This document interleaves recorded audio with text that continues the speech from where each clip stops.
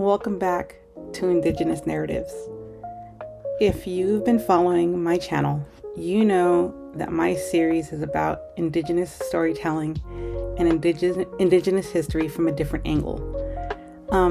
Not through the dry academic lens, not through textbooks, and definitely not the way we were taught in school. This series is about our perspective, our lived memory, and our stories.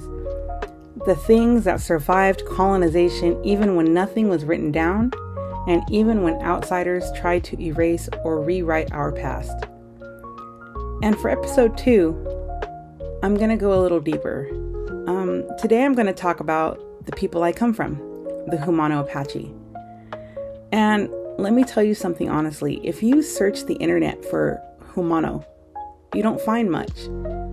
And what does show up, it's incomplete. It contradicts itself. It's scattered. It presents like a puzzle missing half its pieces. And it's almost always written by outsiders, people who have no cultural connection to the land, the ancestors, or the identity they're describing. So today I'm going to put the pieces back together. Not perfectly, because, colonization shattered a lot, but clearly enough to honor who the Jumanos were, how they lived, and how parts of us are still here. So, who were the Jumano Apache? There are other Jumanos out there that will say we are a Spanish-speaking tribe, and that is simply not true. I'm going to start at the beginning, not with the Spanish, but with the land.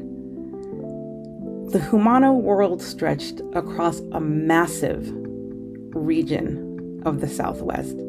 We're talking present-day Texas, New Mexico, northern Mexico, and the South Plains. This wasn't like a tiny little tribe tucked into one corner of the map.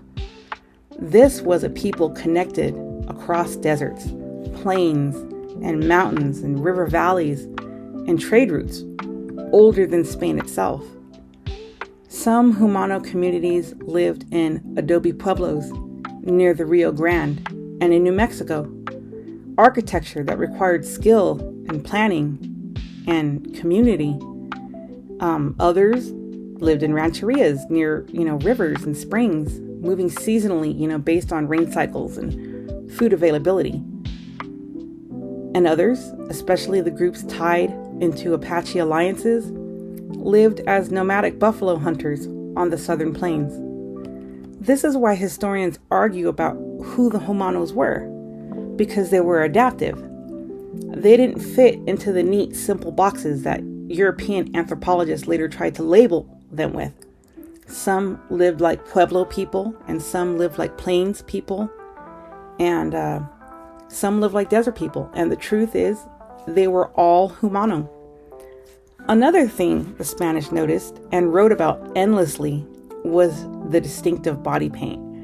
Jumano people often painted their faces and their bodies with striped designs, black, red, yellow, and white, which is why the Spanish called them rayado, meaning striped people. And those markings weren't random. They meant identity, and they meant belonging. They meant visibility in trade and diplomacy, and they meant power. The Jumanos were famous, literally famous, for being traders. Long before colonization, they were the trade network that connected the entire region. They carried salts, hides, pigments, pottery, woven goods, meats, dried plants, spiritual items. They traveled hundreds, sometimes thousands of miles on foot and horseback. They spoke multiple languages. They moved between tribes.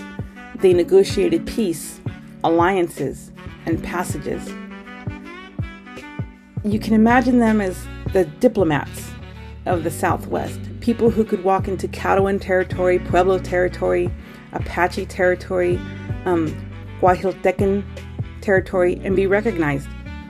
They were the human roads before roads existed. So let's talk about language, because this is another place where the academic world gets tripped up. The Jumanos were never a single language people. Some likely spoke Athabascan languages through Apache ties, and some likely spoke Tanoan or Tiwa languages through ties in the Pueblo world.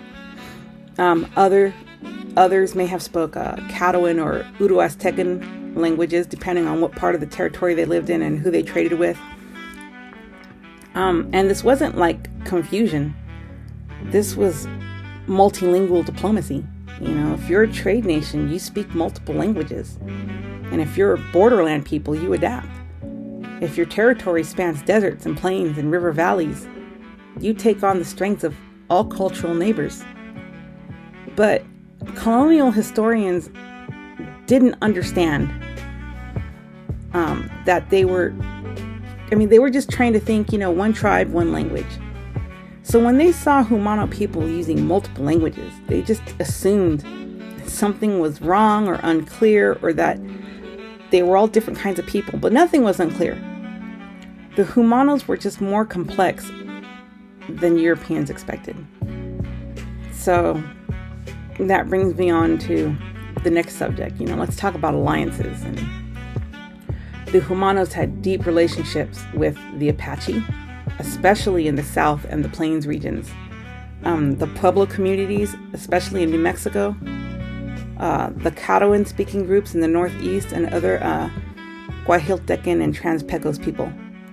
And their alliances weren't just trade agreements. They were family ties, marriages, shared ceremonies, and shared territories. Some Jumano bands overlapped so deeply with Apache life that later Spanish writers simply referred to them as Jumano Apache, which is where that part of the name comes from. So, this adaptability, this ability to move across multiple cultural worlds, as a part of what made the Jumanos so influential, and a part of why colonizers struggled to categorize them. So, you might be asking yourself at this point, what happened, right? Well, by the late 1600s, everything changed. Disease hit, wars increased, Spanish colonization choked trade routes, and Apache expansion into the plains pushed some bands out of their historic lands. The missions pulled children and families into new systems, and in the chaos, the distinct identity of the Jumanos became harder for Europeans to track. This does not mean that the Jumanos disappeared. That word should never be used for indigenous people. What happened is what happens to many native nations. People merged, migrated, adapted, and survived and continued under new labels created by outsiders. So,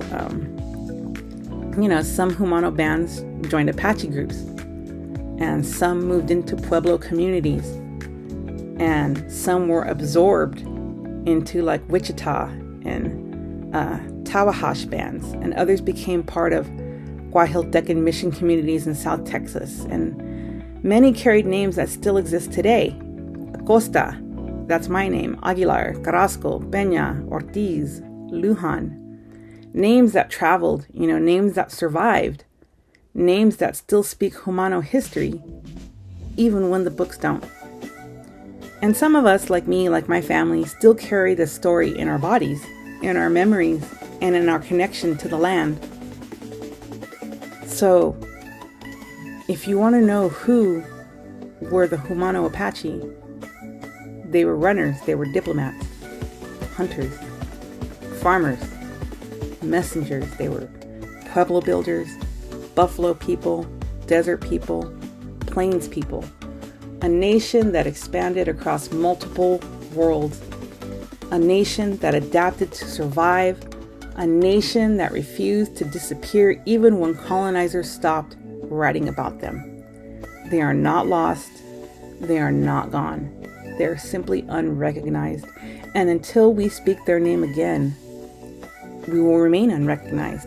And that's what this series is about. Reclaiming stories that were scattered, pulling our history back together, and making sure that the next generation doesn't have to search through boring podcasts and colonial articles to learn who we are. This is episode 2, the Jumano Apache, and we are just getting started.